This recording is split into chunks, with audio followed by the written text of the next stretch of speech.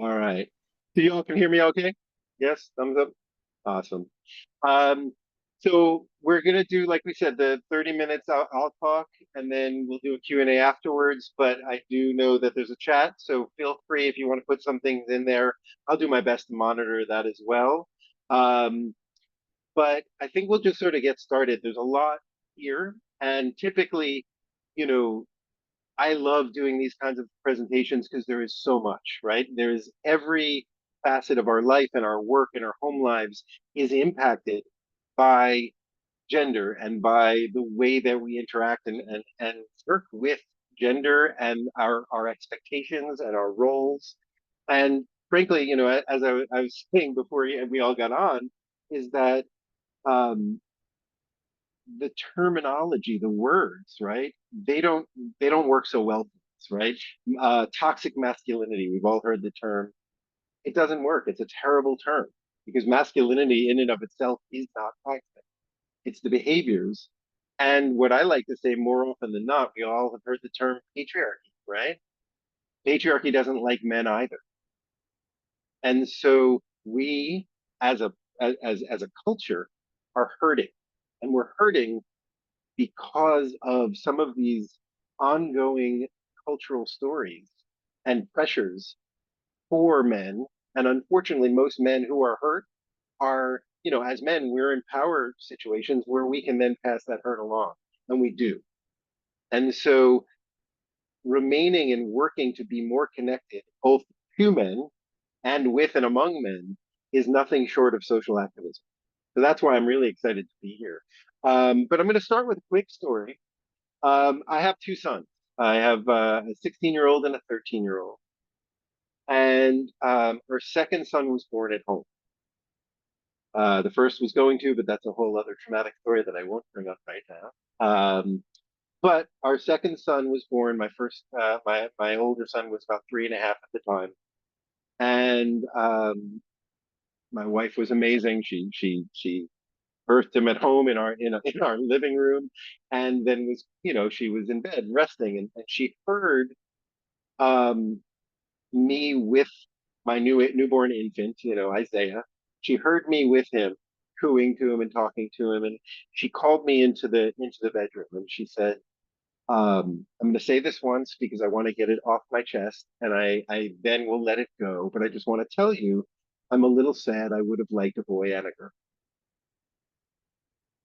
of course, and being the well supportive and conscientious man that I and husband and father that I am, I understood that.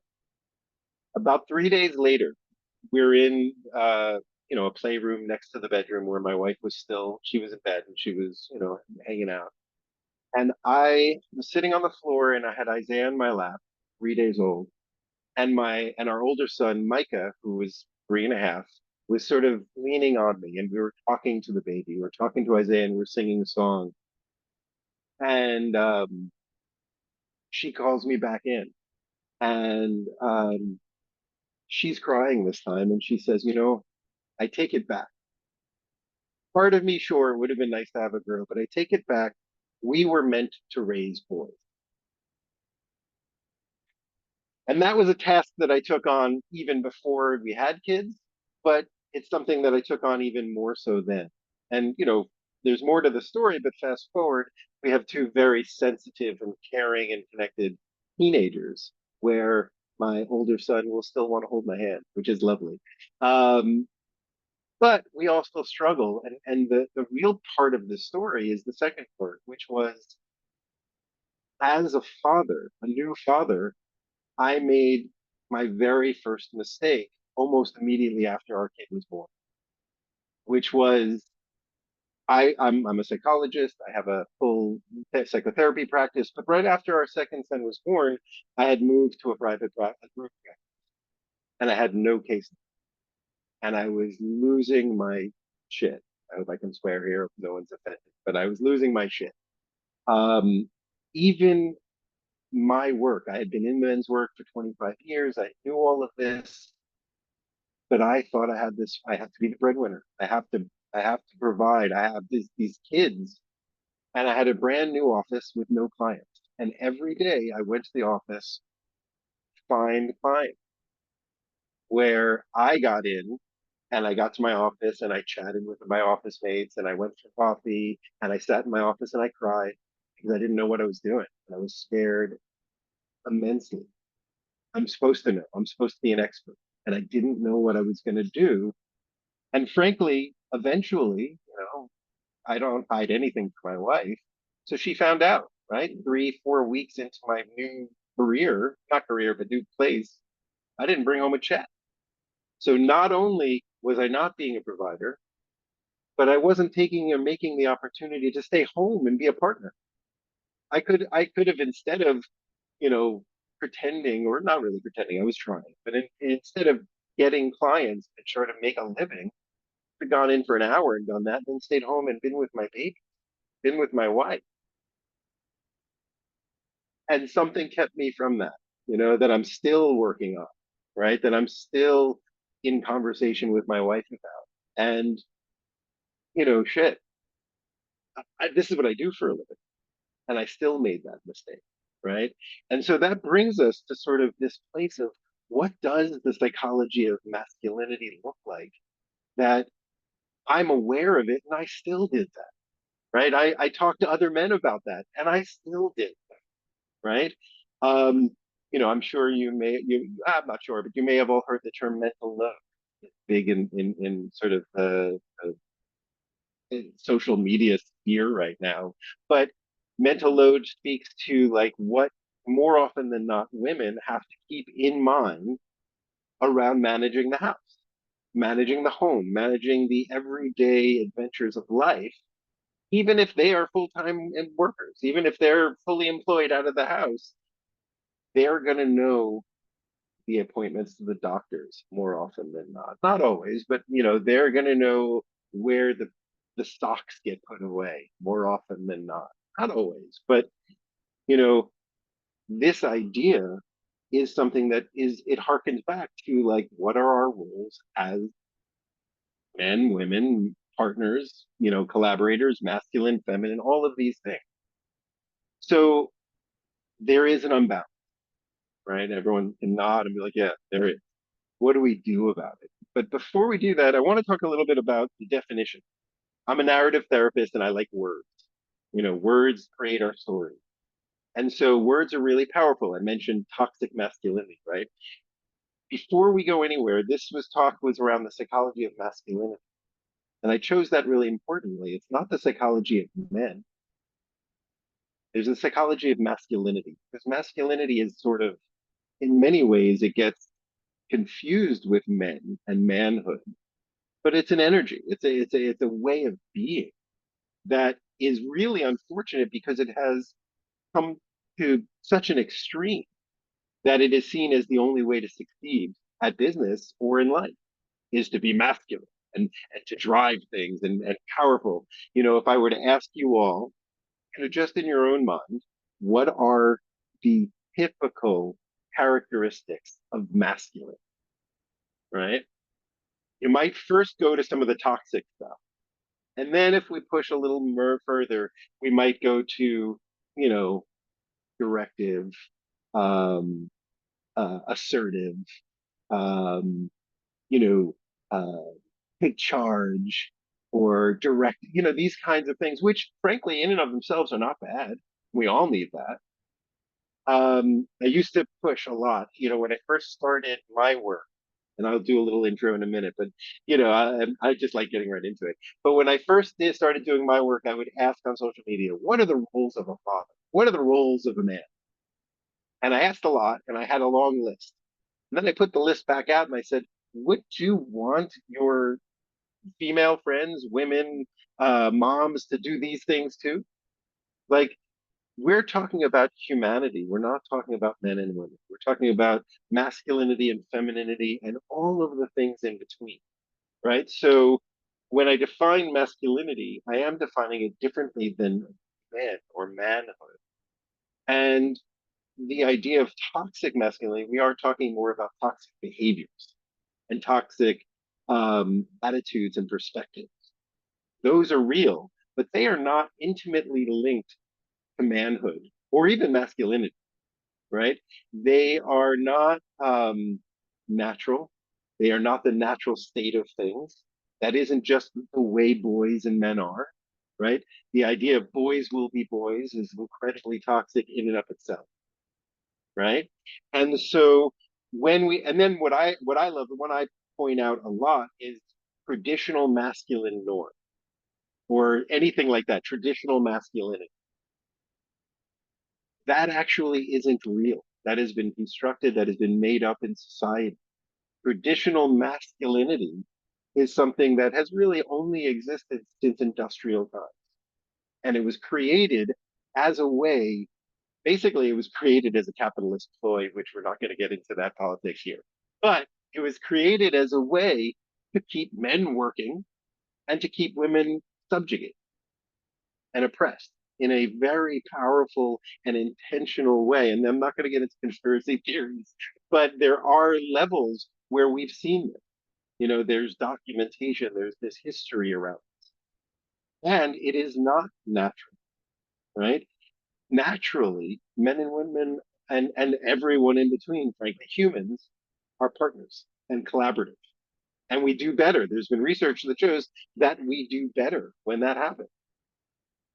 Um, So, for today, we're going to define masculinity in a way that is different than men, is different than toxicity, and frankly, it is even different than health, right? Masculinity, we can talk about yin and yang, we can talk about the different tendencies of masculinity. We are different, right? Like the the uh, tendency towards certain things, which are frankly socially constructed, even in a healthy way, are going to be different.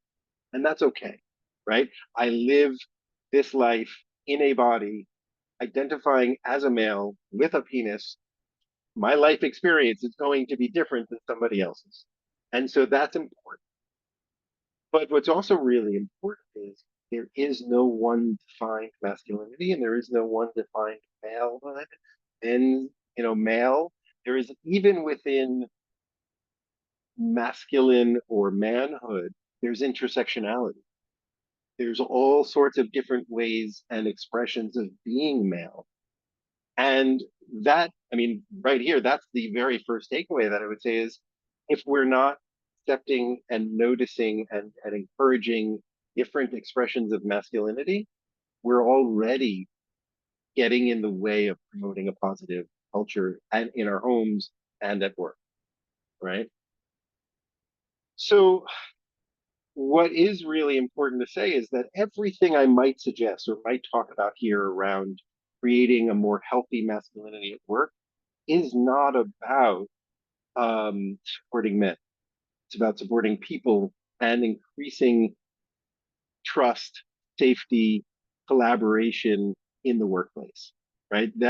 And so fortunately, we can talk about masculinity because the vast majority of challenges and obstacles to those things are being brought around by an ethic, an ideal, and a perspective where men are acting toxically. We can put it that way. But frankly, it's also toxic in and of itself is a hard word because, was what I did going to the office toxic? No, it was kind of shitty, but it wasn't toxic, right? And we have lots of men who mean well, who are like, I'm a feminist, I'm this, and yet they still don't know the names or appointment times of their kids' doctors. So it's not toxic, but it's certainly not collaborative or promoting partnership, right? So, you know, one of the things that I think is super important here is that I want to talk a little bit about something called man box culture. Anyone heard that term? Give thumbs up or not. Yeah. So, okay, this is important because man box culture is a better way of describing toxic masculinity because it also talks about the sort of consequences and really suggestions of ways to change this. So man box culture, without getting into the history, we can look it up. I can share at some point. I can share. It was first talked about it at TED Talk years ago. But basically, man box culture is the box that patriarchy places young boys and men into as a way of prescribing and describing what is the right way to be a man, right? And those elements, and I'm going to read a bunch of them in a minute, but those elements are actively um, pushed and supported by other men, even when they don't want to, right? And there are real consequences. If I was saying earlier before we got started that I ran a teenage group, pre-teen teen group of boys around masculinity, sex education, these kinds of things. And I asked them all. I said, we went over the concepts of the man books, which I'll read in a minute. And I said, what's the first thing that comes to mind if someone doesn't act within these ideas, these concepts? And every one of them, who all, by the way, very liberal feminist households, I know these kids, very first thing they all said is get called X, Y, and Z. You get called names, you get this. They are actively bullied into following man box culture, even when we don't mean it, even when we're like, yeah, but it's not that big of a deal. It's like, but then I pushed even more and I said, let's look at all those insults, all those things you all call each other. Every single one of them is denigrative to women. So what are we saying is if you do not follow man box culture, you are not even as much, you're less than a woman. And being a woman is a horrible thing to be, right? So I'm going to read it. And this comes from a book called The Little Me Too Book for Men, which at first I hesitated because I thought the title, but it's amazing. It's beautiful. I would highly recommend it. Full transparency, the author is a friend of mine. And when I finished reading it, it's literally 75 pages, jam packed. I give it out to every single man I work with. And when I finished reading it, I sent him a text that said, F you, I wanted to write this. Um, it is wonderful, and it really talks a lot about where we are as men today and maybe what we can do about it. Yep, there it is. Perfect. But I'm going to read around the quick thing about the men, right? He writes, I have to give the man box its due. This particular trap we have collectively created is a truly nasty piece of work. Man box culture enforces a short, clear set of rules for being a real man. Real men don't show emotions. Real men are heterosexual, never homosexual, and we are hypermasculine and sexually dominant. Real men never ask for help. Real men have control over women. Real men are providers, never caregivers. Real men are economically secure. Real men are physically and emotionally tough. Real men are sports focused. And the one that I often add on here is real men don't care what not real men think about or care of them, right? So these are rules that are actively enforced and bullied from childhood all the way up to adulthood in the workplace. There's another great book, which, if you want to put there on there as well. This is another friend of mine named Niobe Way, who has a book called Close, or I'm sorry, Deep Secrets. The book Deep Secrets, she did 40 years worth of research on friendships among boys. And boys as young as 4 or 5 would tell her, yeah, I'm friends with the girls, but don't tell anyone because then the boys won't let me in their club. So she finds that boys have as much of a need and a desire to have emotional expressiveness and closeness and love with friends as women do. Surprise, surprise. But by age 5, they're already being actively bullied out of that experience, right? As a side note, this book, Deep Secrets, was inspired a film, fictional film. It was made, I believe, in the Netherlands, but I may be wrong about that. The film is called Close, and it is a beautiful, wonderful, almost dialogue-less film about the friendship between two boys and how it it diverged when they became teenagers, and like it wasn't good to be, that close with friends. When the movie came out, it was highly loved. The critics loved it, all these things, except they got one thing wrong, was that the critic or the reviewers said, "Oh my gosh, how wonderful it is to have a mainstream movie about a serious mainstream movie about homosexual teenagers," right? It in no way, shape, or form ever mentioned or talked about. In fact, it was explicitly not homosexual, gay teens. But we as a culture cannot see boys or men for that matter loving one another without going to a place of bromance, comedy, or denigration, or maybe patronizing. Like, oh, it's so nice to have a gay movie, right? This is a thing where men, you know, we are isolated. We don't have close friendships. I can I can't tell you how many men in my office have said, if my wife left me, I'd have nobody to tell, right? So again, to be clear, we are not talking about the inborn psychology of men, because frankly, the more I do this work, the more I realize psychology and our inborn, id, ego, superego, all of our defenses, all of the psychological psychobabble is relatively universal if we remove social constructs, but we can't, right? We cannot remove the social constructs when we have things like the man box and other social forces, patriarchal, these kinds of things that get in the way. So with that said, I just want to, I'm not one for statistics and details and facts because you can get that in a book. You can read all of that. But I've pulled out a few that I just want to read and let sink in for a few minutes because they're around both men and boys in general, but then specifically at work, which is one of the things we're here. And I'll just read through them. I can share this document, but mostly this is out there.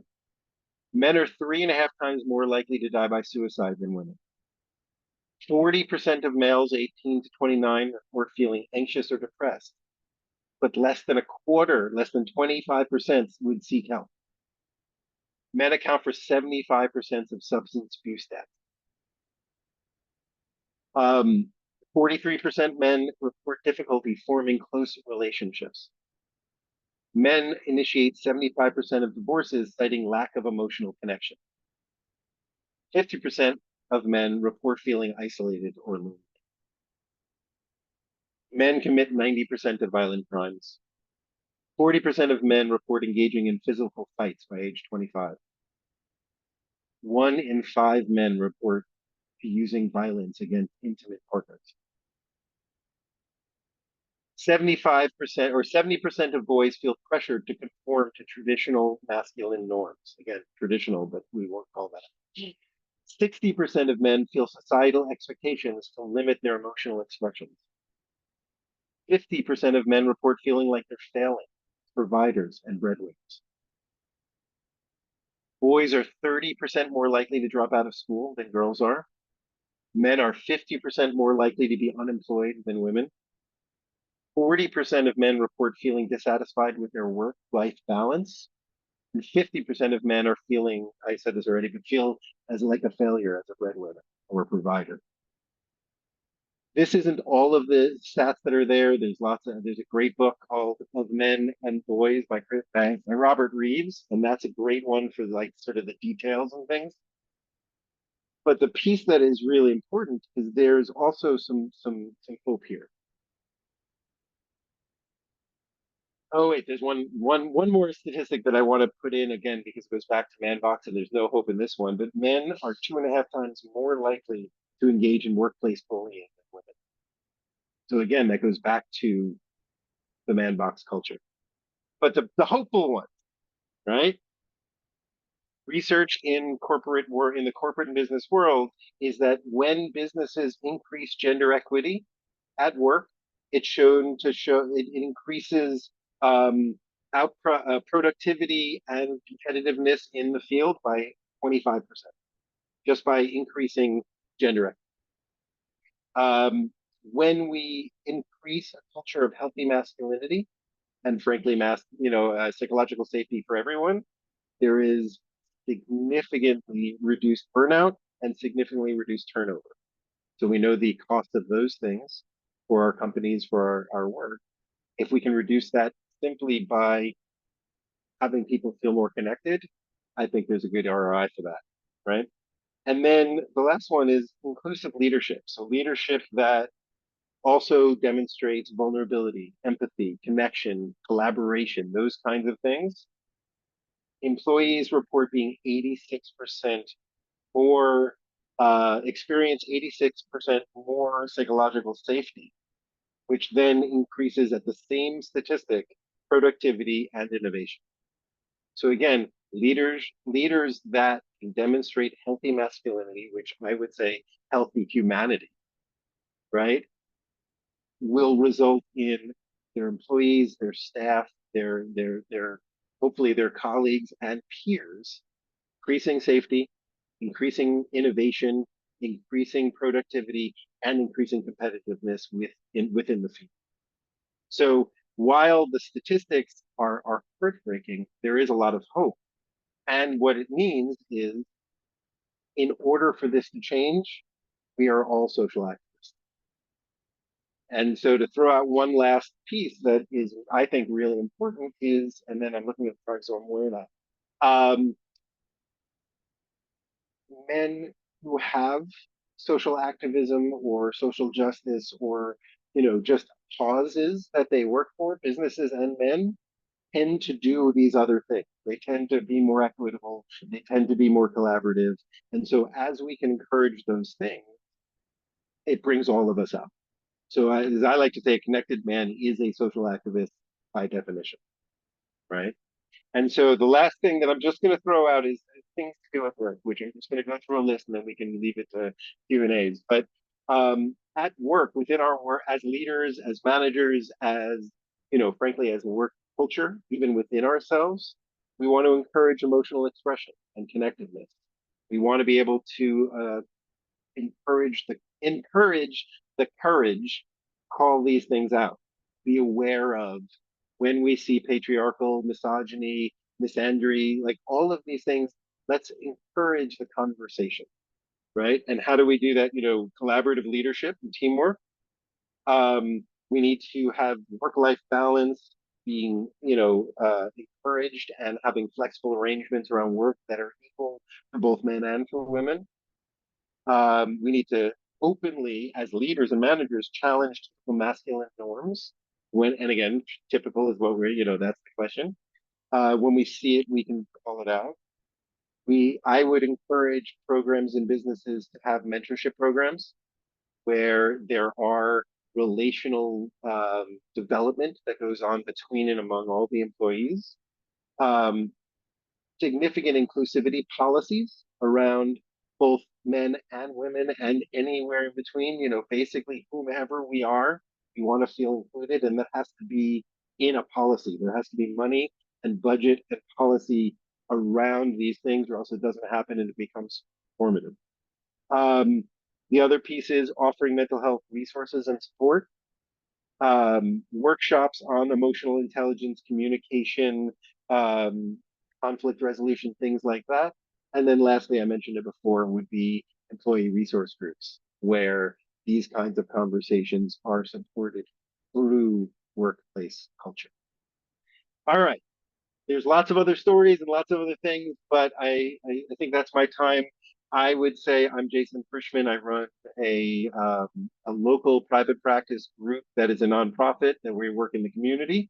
But I also, more importantly and more relevant to today's conversation, I run a men's coaching program for fathers called Journeyman, where we are promoting and developing new stories for men and fathers, hopefully one guy at a time kind of thing. And I love to do these kinds of workshops. So thank you all for having me, and we will move on to questions and whatnot from that.